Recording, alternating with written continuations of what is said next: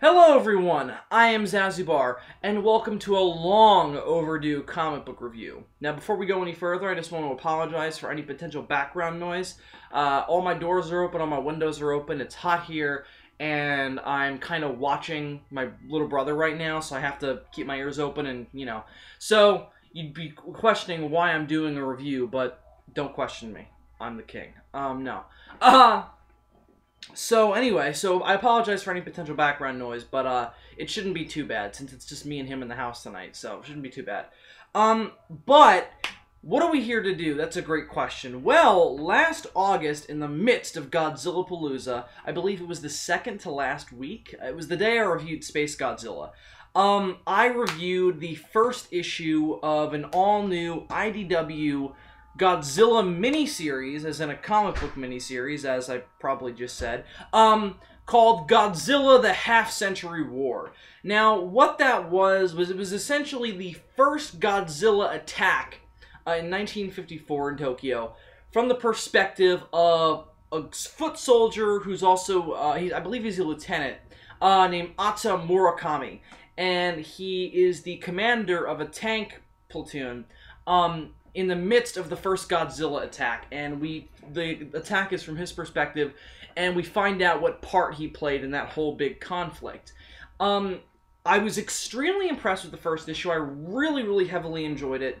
And I said in that first review that I was gonna, because it was a 5-issue miniseries, it wasn't an ongoing, it was a 5-issue miniseries, I said that I was going to review the entire series once it had completed and was collected in trade. Since I've kind of just been reading comics in trade lately, I haven't really been buying single issues. Please blame the New 52 for that, because, oh my god, it got bad. Anyway, I won't, go on a tirade about the New 52. I'm not the real Manos. So I wanted to wait till I had the whole series to look it over. I'm better at reviewing things when I have the entire thing in front of me. So it's a year later, almost exactly, and the 5-issue miniseries would have ended in December of 2012. So this is long overdue. But I will defend myself in saying that I had no idea where to buy the trade for Half-Century War. My local comic shop doesn't have a lot of IDW trades. They get them every now and then, like they had Gangsters and Goliaths at one point, and I almost bought it. But they didn't have the Half-Century War. They didn't have the first volume of the current ongoing series, which has been trucking on for a year, and that's been some of the best Godzilla stuff they've put out. Which is thankful that Kingdom of Monsters died, because that book sucked. Anyway, so on to the Half-Century War. Now I have it in trade. I found it at Barnes & Noble, reasonably priced, and as in $20, which is not so reasonable, but whatever, you'll see, it's definitely worth it. So now I have the entire Half-Century War in front of me, and we're gonna look over all 5 issues of James Stokoe's Godzilla, the Half-Century War. Okay, so what's the overall premise of the entire series now that we have the whole series? The whole idea is that we basically look at 5 decades of Godzilla's, they say it in the book. Basically, it's this guy's perspective of 5 decades of Godzilla attacks and experiencing the Godzilla universe. It's essentially this guy's perspective on the Godzilla universe. I wasn't quite sure how to word it. We go through 5 different decades. We start out with 1954, and then we jump to 1967, then 1973. I want to say. I want to look it up quick. 1973, maybe. Please, right. 75, excuse me. And then we jump to 87, then to 2002. So we go through 5 decades of Godzilla. And it's all from this guy's perspective. Now, this doesn't take place in the mainstream Godzilla universe. I mean, it kind of could, but here's the really neat thing. I never thought someone could even come close to tying together all 3 eras of Godzilla, since they're all different universes, and all different continuities that are sprawled off of the original. This book comes the closest to tying together the Showa, Heisei, and Millennium series. It doesn't do it exactly. It changes some things. There's no, you know, Godzilla's characterization is consistent. It's not the same universe, but a lot of events and a lot of major concepts from each of those series are in this book. Now, let me just say this right off the bat. This is easily the best Godzilla comic ever published. Just easily. It blows everything Dark Horse did out of the water. It's a lot more well-written than the current ongoing IDW series, which I do like, but that book suffers from some strange inconsistencies and some really kind of generic characters, and strange uses of the monsters and strange use of Godzilla. But I do still like that book a lot. This book is really well written, extremely. That, and also to go back to the ongoing series, still not crazy about that art. It's very, very sketchy, and sometimes things don't look like how they should look. And here's where Half-Century War kind of changed my mind about this kind of art style, since those two art styles, the ones that are in the ongoing series and then this art style, are not really that different when you look at them closely. They're both extremely sketchy, very gritty, and very, very stylized. Here is probably the biggest reason why I love the Half-Century Wars artwork and why I'm not crazy about the ongoing. Because the Half-Century Wars art style differentiates between how that art style relates to the humans and how that art style relates to the monsters. The monsters aren't made cartoony because of the cartoony art style. And it is a cartoony art style. A highly gritty cartoon, but still kind of cartoony. It's not really realistic. And it works for this book. This book is fucking gorgeous. But what the ongoing suffers from is that cartooniness gets translated into the monsters. And that's not how it should work. Because the Half-Century War uses that distinction of making the monsters look like the monsters from the movies, just in this art style. And oh my god, does James Stokoe draw badass Godzilla. There's so much of this book. I mean, I don't even know if I'm doing it justice to say that everything about this book is the best you've seen it in a Godzilla comic. Godzilla's design is the best Godzilla design I've ever seen drawn on the page. Characters are the most likable Godzilla cast in a comic book. It's just insanely well done. But that Godzilla design, man, it's the best. It's the best of everything you like about Godzilla designs. It's muscular like the 90s suit, it's dinosaurian looking like the 2000 suit, and the spikes are right off classic Godzilla. They're a little sharper, and a little bit bigger. They kind of look like the Millenniums. I mean, if you want to have a point of comparison, it looks the most like the one that was used in Godzilla Mechagodzilla 3 and Tokyo SOS. That's what it looks like the most. But there are some slight differences, like the spines are a little different, and Godzilla's, I mean, there's not a lot. It's actually very, very close. But anyway, hands down the best Godzilla ever drawn on the page. But I'm rambling off point. So that's why the art works better in this book than it does in the ongoing. I mean, it just looks better all around, but why it works better for Godzilla is because the monsters aren't affected by the cartoony art style. And it works well for the humans because it makes them, it allows them to emote a lot more. You get a lot more emotion out of these characters than a typical realistically drawn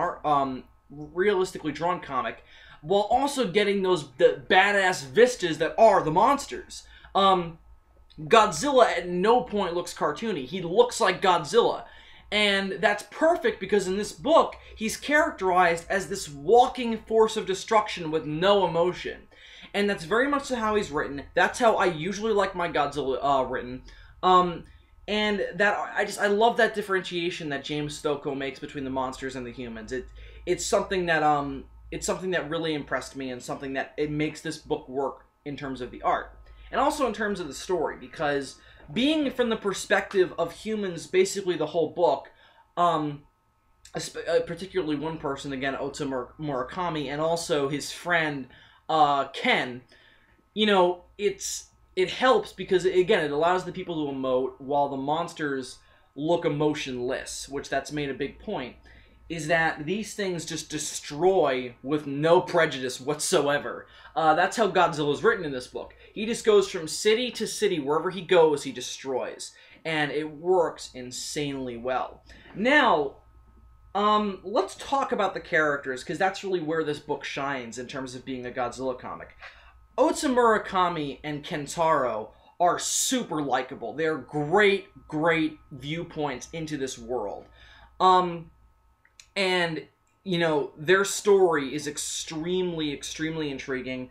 You get really attached to these characters. And I think the big thing about that is that you get to follow them. You know, the whole point of this book is obsession. That's the whole theme, overarching concept, is that Ota Murakami is obsessed with Godzilla. Godzilla came into his life as soon as he became a military man, and spoilers, he sees him to his end. I'm gonna let me just say this now. I can't believe I didn't even say this. Spoilers. I'm gonna spoil the shit out of this book. So if you don't want spoilers, don't listen to this. But I'll just say buy it because it's fucking fantastic. But sorry, I'm jumping all over the place. By the way, this is just I have so much to say about this, and I don't even know if I'm gonna be able to get to it. But get to all of it. But Ota Murakami is an extremely likable character, and I think what makes us as readers emotionally attached is that we see him through almost every major stage of his life, from barely the cusp of adulthood to being an old man, and we get to see that being related to Godzilla. Hands down, my favorite moment of the entire book is in the beginning of issue 4, where Godzilla, it's 1987, and Godzilla attacks, I believe it's Bombay. And, what Ota Murakami, the whole book is narrated from his perspective as well, because the whole structure, I should have said this at the beginning, I apologize, is that each of these issues are chapters in his journal called Godzilla 1954 to question mark by Ota Murakami. I kind of wish it would have been cool to have it be called the Half-Century War, but the whole gist is he doesn't know when Godzilla's going to end. So that's that, you know, whatever. It would have been cool, but it wouldn't have made sense. So no criticism there, just kind of an observation. And what Ota Murakami is saying is, I'm in my 50s and Godzilla is as spry as ever. I mean, he doesn't age and I am. It's where the book slows down, because it's essentially an action book. You know, every issue is Ota Murakami in a battle with Godzilla. That's just what each issue is. It's a vignette of each decade of battling Godzilla. And issue 4 is where he takes a break and it's just like, now let me stop here for just 1 minute. I'm aging. I am now an old man. And Godzilla is the same guy, or is the same monster he was when we were fighting. It's 1987, so 30 years ago. And he says, that fucks with you. And it's a really fascinating concept it's never even been touched on in the films before, really. I mean, it's been hinted at, but never this explicit. Godzilla never gets older. Ever. I mean, of course, just by the virtue of a giant monster walking around for seemingly a millennia, destroying cities, you know, obviously he's getting older, you know, just basically, you know, just by logic standpoint, but not physically. He's not aging. He's immortal. And that's always been the idea. It's an idea that Hayashida says in The Return of Godzilla. He's immortal. He's never going to die. We have nothing that can kill him, and that's our fault. We created him. This book gets into the nuclear stuff. It's not really important, though. It's mentioned a bunch. Of course, that's Godzilla's origin. And there's a little bit of a point made out of it in the 3rd issue, but it's not really important. There's not a lot of allegory, per se, going on, but there's a lot of character development and a lot of themes going on. And that's where this book shines. It's just that, you know, him being a distinct metaphor for the A-bomb is not really made a big deal out of. It's there, it's said in dialogue. They do make that a point, but it's not like we're going to do a whole issue devoted to, you know, radiation sickness or any of this stuff. But again, that's mentioned. Anyway, so I love that opening. It's fantastic. It's really, really fantastic, and it's fitting for that issue, because that whole issue is all about the old guard of fighting Godzilla. Now, let me say this. I'm jumping all over the place. Let me just explain kind of the overall things that are the same from issue to issue, because each issue is a different story, but with an overarching plot for the whole thing. But the basic structure is that Ota Murakami, after that first encounter with Godzilla in Tokyo, joins this brand new organization called the AMF, which stands for Anti-Megalosaurus Force. Now, if you're not a diehard Godzilla fan, that's the organization that's in Godzilla against Mechagodzilla and Tokyo SOS. That's the organization that builds Kyu to fight Godzilla. Now, which leads me to think that this guy really likes that movie, which is fine. I like that movie too, but that James Stokoe really likes that movie because his Godzilla is right out of that movie, and there's a lot of ideas, especially Kyu comes into it later, from that film, and the whole concept of a soldier being affected by Godzilla, that comes from that film as well. But I actually think he does it better than the female character in Against Mechagodzilla, since that was a little bit shaky at points. This is amazing. Anyway, back to the setting up the overall structure. So he works for the AMF, and he basically follows around Godzilla, and it's an experimental weapons force. So they're not using basic tanks and guns to fight Godzilla. They're using experimental weapons, trying to find a way to take him down. And they're also a research team. So not only is Ota, focusing on trying to kill him, he's also trying to find out why Godzilla does what he does. And what I like is that James Stokoe never comes down on it exactly. There's still some mystery behind it, which has made a big deal. Like, Oda's like, I have spent my entire life devoted to this thing, and I still have no idea why it does what it does. Why it goes from city to city, decimates it, and then moves on. He has theories, but he has no idea of a basic reason. This is why Godzilla does what he does. Now, if you take it from the films, it's vengeance, but, this Godzilla doesn't really seem to be all about vengeance. Again, you can extrapolate it if you're a Godzilla fan, but he's a lot more of just, Oda says it himself as the book, he's a walking hurricane, is what he is. So anyway, Ota and his friend Ken, who were the two, it was him and Ken who were in Tokyo in 1954, who fought Godzilla with the tank squad. And they're chosen because in that first issue, in the original Godzilla attack, they saved an entire block's worth of Japanese citizens from Godzilla.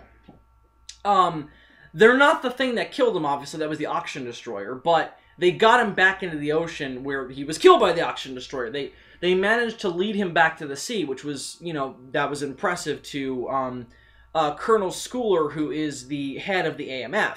And he recruits them to join it. Now, there's this great bit at the end of the first issue that I love where he signs them up, because Ota, immediately after that attack, he calls it his... Because he makes a big deal out of the fact that the Godzilla attack is the first time he ever saw action as a soldier.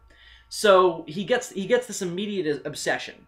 And he volunteers for the AMF, and his friend Ken just kind of goes into it because he does. Colonel Schooler, after convincing them to join, is just like, wow, I didn't think you guys would agree. Everyone else... So apparently you two are the only two foolish enough to sign up. Everyone else here just got scared off. And the looks on their faces is just like, we're gonna fucking die. That's another big point made in the book that Ota brings into it because, he says that Godzilla has psychologically scarred him in that it creates one hell of a mental complex when you spend your entire life trying to kill something that is by virtue unkillable. So it's just, he talks about how, at a certain point, you're basically living your life kind of knowing what you're doing is in vain, but you like the chase. It's very clear, based on Oda's dialogue, that he lives for the chase. For chasing down Godzilla, for fighting Godzilla, for you know, trying to come up with ways to kill him. And it's really, really intriguing. He's a really likable character. He's a really interesting character in that way. So is the whole concept of the AMF. If you like Dark Godzilla, read this book, because everything that's great about Dark Godzilla is in this book. The only thing it's missing is explicit nuclear allegory, but that's there. It's just not. It's not the focal point. The focal point is just this concept of being obsessed with something, of being obsessed with the idea of trying to kill something that you can't kill. And it's really fascinating. And that's another reason why that fourth issue has one of my favorite moments in it, because what happens is, okay, so the first issue is that initial attack. The second issue takes place in 1967. That's 13 years after that first Godzilla attack. And the AMF is in full swing.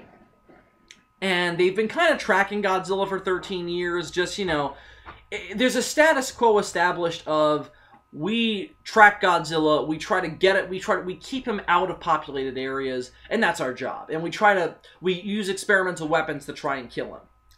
And there's a hair thrown in, because based on how they react to, oh, wait a minute, I'm sorry. Okay, hang on.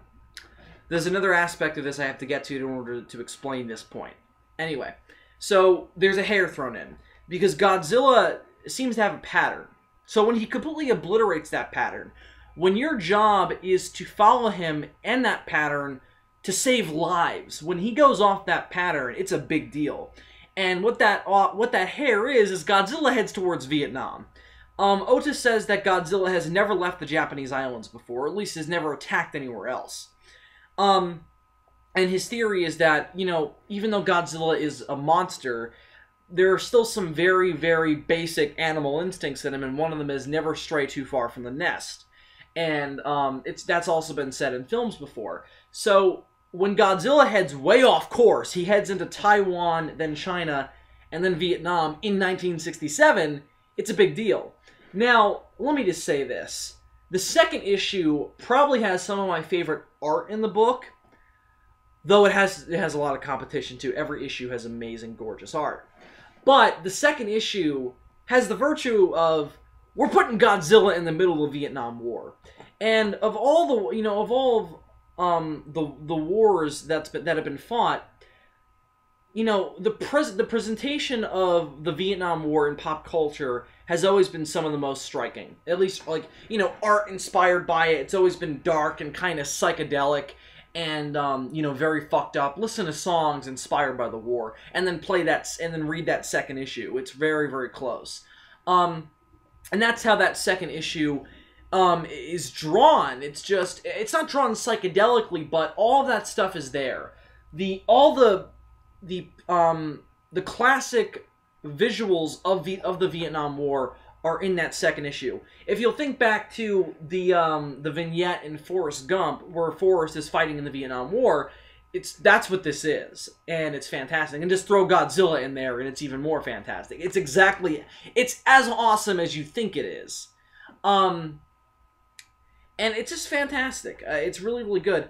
And the hair that's thrown in is that, based on dialogue, I don't think Godzilla has ever fought another giant monster before.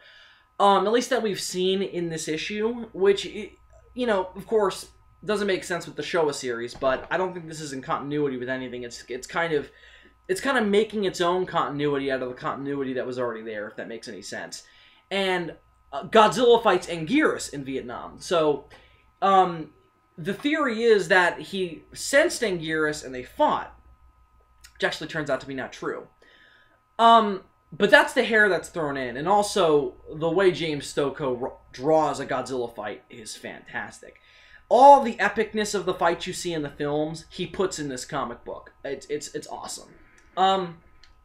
Now, the overarching plot of this, that builds into the plot kind of builds into itself, is that since the Anti-Megalosaurus Force is essentially one giant R&D department, research and development department anyway, scientists who don't have their ideas used kind of, you know, they want vengeance, essentially. on the organization. And if you're building weaponry to take down giant monsters, if one of your scientists gets corrupted, imagine the consequences. And that's played with in this book a lot. There's a scientist named, I think his name is Dr. Deverick. Or Dederick, I don't know. I'm going to look it up quick, but I'll keep talking in the meantime. He basically builds this transmitter that sends out psionic waves. And what they do is, what they're supposed to do anyway, is they're supposed to scare off giant monsters. The idea is, you put one in each major city that these giant monsters frequent, you put it in the middle of it, and it keeps them away. It's kind of like, imagine shark repellent, but for giant monsters. Or even insect repellent. It keeps them away. It sends out psionic waves that, scare them off. However, it doesn't fucking work. They test it in a city, and they almost die. In Yokohama, they test it. And it's Dr. Deverick, by the way. And they test this psionic wave thing in Yokohama, and it totally fails. They almost get killed, because when they try it on Godzilla, it actually pisses them off. So, what Dr. Deverick decides to do is he reverse engineers it to actually attract giant monsters. And that's what happened in Vietnam. These psionic waves got built into a transmitter. And they were smuggling it, and it crashed in Vietnam. It got shot down, and it got activated. And it attracted Godzilla and Anguirus to Vietnam, and that's where they fought. And again, just imagine Godzilla and Anguirus fighting right in the middle of the Vietnam War. It's that cool. Everything that's crossing your mind that could be cool about it is in there, and it's fucking awesome. So that's really the overall, that's the glue of the plot. Well, it's Ota, it's the AMF, it's Godzilla, and then it's the psionic transmitter and Dr. Deverick. Dr. Deverick is in the 3rd and 4th issues, but he's talked about in the latter 4, because the concept is that you can, so it's a great weapon. There's this great monologue that Deverick goes on to sell the psionic transmitter to sell it to terrorist organizations and world governments, because he's like, if you have this thing, nuclear weapons are obsolete, because these monsters, while they're an off-product of the nuclear age, are fucking stronger than an A-bomb. So if you put this, imagine dropping this transmitter in the middle of your enemy's city. You turn it on, and a giant monster, maybe not Godzilla, but a giant monster will flock to your city. There are different settings, and the first setting, I think, is the closest giant monster will come to the city. You set it all the way, it's global. Every giant monster in the city, or in the entire world, rather, will flock to your city, and that's what happens in the 3rd issue. Deverick does a field test of it. And to prove to his... remember that scene in Jurassic Park 2 where Ludlow is presenting the dinosaurs via a camera and a broadcast system to get InGen to buy it? Well, that's what happens in the 3rd issue of Half Century War. Deverick sets up this system and then field tests it, showing them it works, and look what you can do to a city with these giant monsters in it. They all start fighting and destroying it, and the AMF gets obliterated.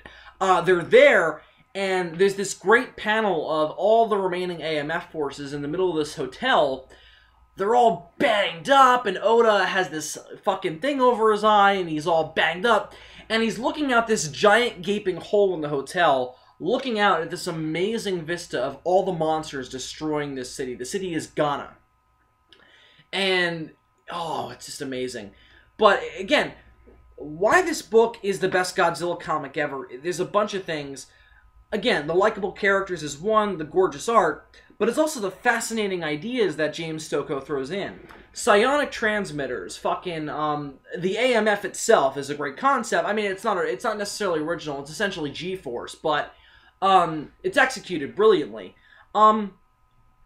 And just the concept of the psionic transmitter is also there to make the tropes of Godzilla very realistic, because, you know, getting giant monsters together to fight, you know, isn't always realistic, because it's like, yeah, sure, you could say, oh, they're attracted to each other because of the radiation, but, you know, even then, that's kind of, what if it's not a radioactive monster's origin? What if it's like, you know, Mothra has never been said to have a radioactive origin, neither has Megalon.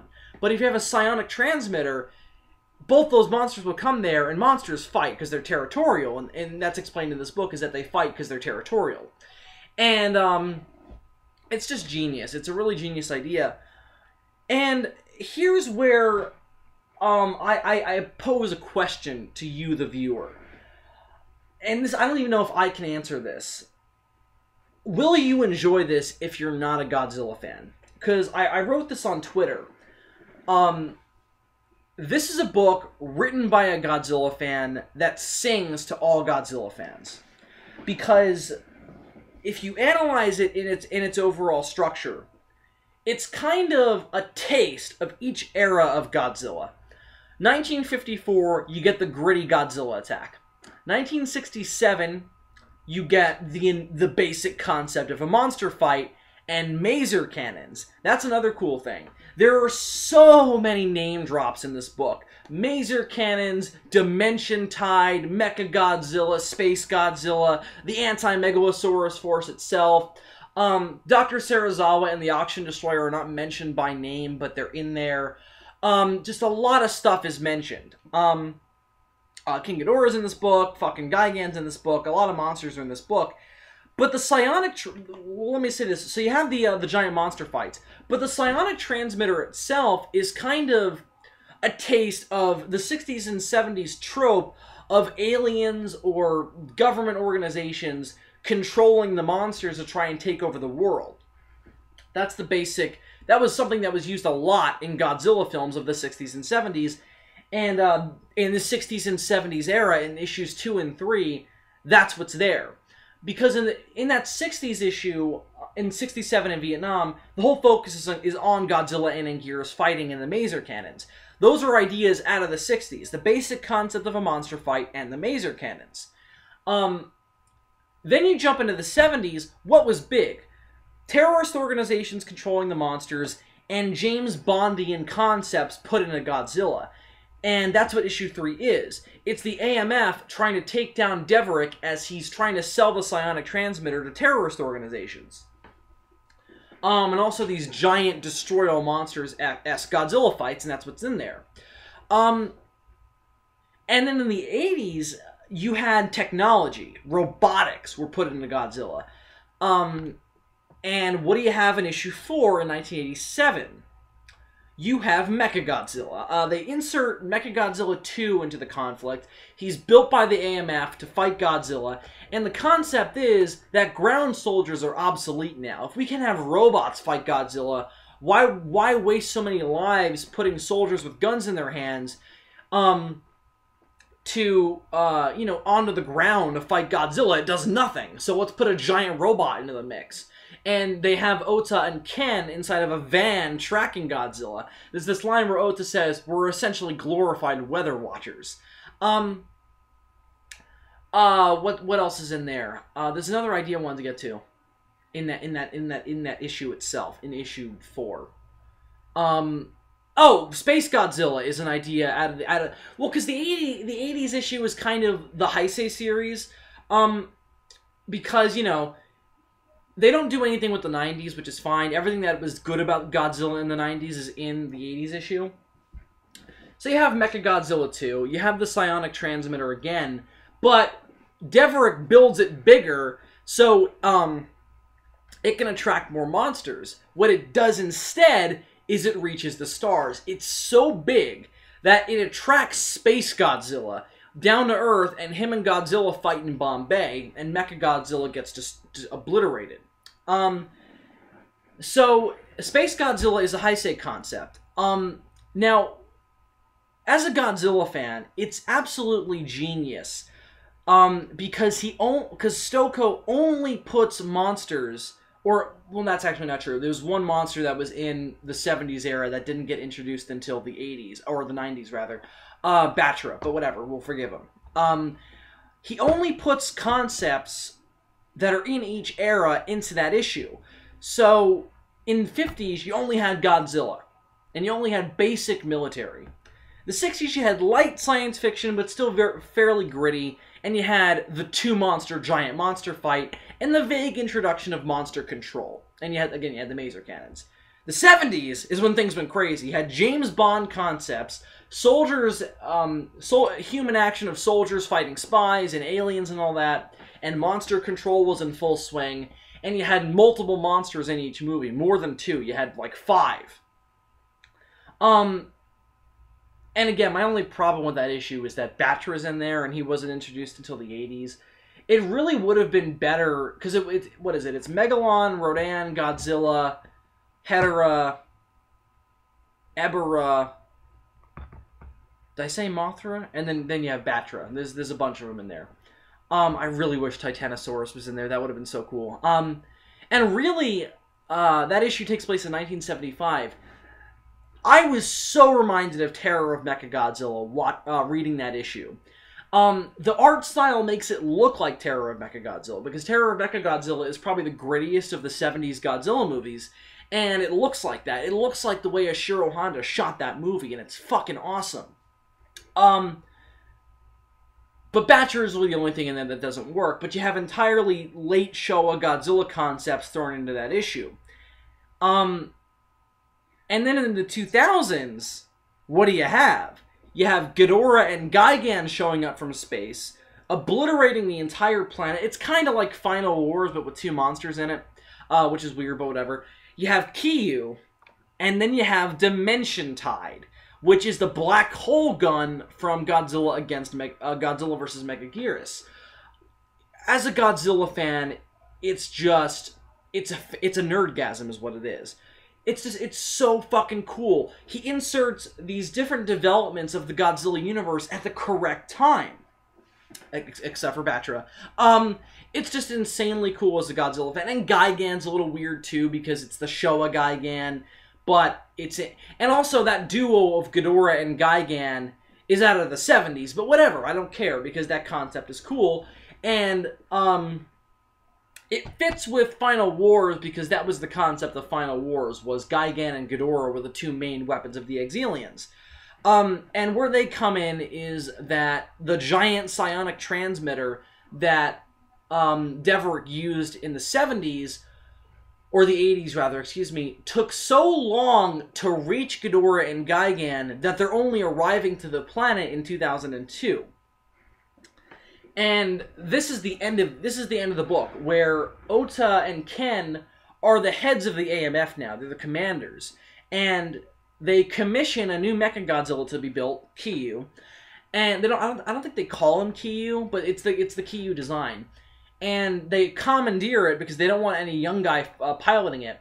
Because Ota wants this to be the last battle. He wants this to be the last hurrah, because he's dying of cancer. And he pilots Kiyu, helps Godzilla, and they attract Godzilla to the Antarctic to fight Ghidorah and Gigan. And there's this giant battle. Ghidorah and Gigan get blown into the Dimension Tide. And then Ota looks at Godzilla and says, "You're not walking away from this one, buddy, because neither am I." He grabs Godzilla, drags him into the black hole, blows open Mechagodzilla's front panel, and just says this: "If I'm gonna die with you right now, I want you to fucking look at me." Well, he doesn't say fucking, but I'm paraphrasing. But another really interesting concept thrown in there. When you fight Godzilla, Godzilla doesn't know who you are. He doesn't know you exist. So before Ota dies, he wants the satisfaction of Godzilla knowing who he is, or at least that he exists. He says, "I want Godzilla to notice me." Grabs Godzilla, blows open the panel, and just shouts at him, "Notice me, you stubborn bastard!" And Godzilla looks at him, but doesn't look directly at him. He looks up and away from him, but he roars at him. And there's this moment where Ota just smiles and says, "Huh, old Godzilla." stubborn to the very end, and they both get lost into the black hole. I almost got choked up. It's an amazing ending. This is an amazing book. Easily the best Godzilla comic ever published. I'm trying to think if there was anything I missed in my overall synopsis of it. There are just an amazing array of cool ideas thrown in here. The question I posed earlier is, will a non-Godzilla fan appreciate this? And I think the answer is, as long as they have a passing interest in Godzilla. Because this book, if you look at it from the perspective of of a non-Godzilla fan, it's kind of a crash course in the Godzilla universe. Because as I just spent fucking 20 minutes going off on, each issue is a taste of that era of Godzilla film. Again, the 60s, the 70s, the 80s, and then the early 2000s. Again, it's kind of unusual that the 90s weren't in there, but it's a 5-issue miniseries, and, you know, the 80s was the beginning of the Heisei era, so whatever, it works. So it's just insanely cool. It's kind of a crash course in Godzilla, so if you're someone who's not a Godzilla fan but have a passing interest in the universe, it works as an introduction into the universe. If you're not a Godzilla fan, but if you either want to become one or you have an interest in the universe, pick up this book. It's worth it. It's a crash course, and again, it's a crash course in the universe. And you kind of get a taste of everything that's cool about Godzilla. What else have I missed here? Oh, there's one concept I didn't get into from the 3rd issue I wanted to talk about briefly. There's this great 2-page spread where, after the psionic transmitter was introduced in the 60s, the world blew up to an array of different monsters. There's this great 2-page spread where they show you 6 different giant monsters that aren't Godzilla, and that there are individual teams of the AMF devoted to fighting each individual monster. So, and this is where it shows that James Stokoe is a Godzilla fan. So with Megalon, you have guys with flashlights on their helmets, kind of look like miners. Megalon burrows underground, which is awesome. With Mothra, you have hippies, which is fucking genius. It's really, really genius. You have these 2 hippies. One of them is an African American with an afro and a gold medallion, and then the other one is a cliched white hippie. And they follow around Mothra in a van. Oh my god, it's so good. It's so genius. It's them driving around in this Mystery Machine level van chasing after Mothra. It's fucking awesome. Rodan is a couple of pilots. Ebera, I don't get Ebera that much. Ebera is these 2 ethnic-looking fellows. Are they supposed to be pirates? I don't know. I don't really get the one for Ebera. I suppose they're supposed to be pirates of some kind, but whatever. Hedera is probably my favorite, because it's one guy wearing a gas mask, and the other one looks kind of fucked up from the pollution, but they're both wearing heavy armor. Because there's a point made in the 3rd issue that Hedera is made out of toxic material, so if you touch Hedera, you die. So I suppose that explains the heavy armor and the gas mask, but I love that idea. And then Batra is probably my favorite, because you really have to be a Godzilla fan to get it, because it's kind of this stark contrast. So if you look at the Mothra panel with the hippies, they're very upbeat, kind of like, peace to the world, man, woo, world peace! And the Batra ones are emo, leather jacket wearing, they look like bikers. And they have earrings and piercings, they wear leather jackets, and the girl is shaved to almost like a mohawk, and the dude's smoking a cigarette. It looks, because Batra is essentially the emo version of Mothra. So, to have these, it's so cool. Again, proves James Stokoe, is a Godzilla fan. It's just such a genius book. It truly is a masterpiece of Godzilla writing. It's fucking phenomenal. If you haven't even considered picking up any of the Godzilla offerings that IDW has offered, this is the best introduction into it. Read this book. It is easily the best Godzilla comic book ever published. It's amazingly written. The art is fucking spectacular. Likable characters. Shitload of references for Godzilla fans. Just read this book. I absolutely loved it. I highly recommend it. Pick up the trade paperback because there's some great backup, not backup features, but backup artwork pieces for each individual issue. Showing some different artists' take on each issue of the Godzilla books. My favorite is easily the Vietnam one. Since of all of them, that one is the most, is the one that harkens back to Vietnam-era drawings, because it's this gritty-looking kind of poster for the Vietnam War with Godzilla in the background. It's fucking awesome. And then the one for the 70s is cool, too, because it's really colorful and upbeat. Anyway, I'm kind of going off and spoiling things that I think you guys should read the book to find out. I easily give Godzilla the Half-Century War a 5 out of 5. Best Godzilla comic book ever published. Phenomenal writing, fascinating characters, fascinating concepts. If you're a Godzilla fan, read this fucking book. It's fantastic. 5 out of 5, fucking read it. So I think that's about it. That's gonna do it for my review of Godzilla: The Half-Century War. Actually, it's not. I'm sorry. There's one criticism I'm gonna lob at this book. One. And this goes for all of IDW's Godzilla books. They basically write the other monsters who aren't Godzilla as kind of interchangeable. Because it's like, except in that third issue where they show each monster as having a different team devoted to it, that's the best individual characterization for each monster. But the biggest problem, because here's where my question of does this book work for non-Godzilla fans comes in.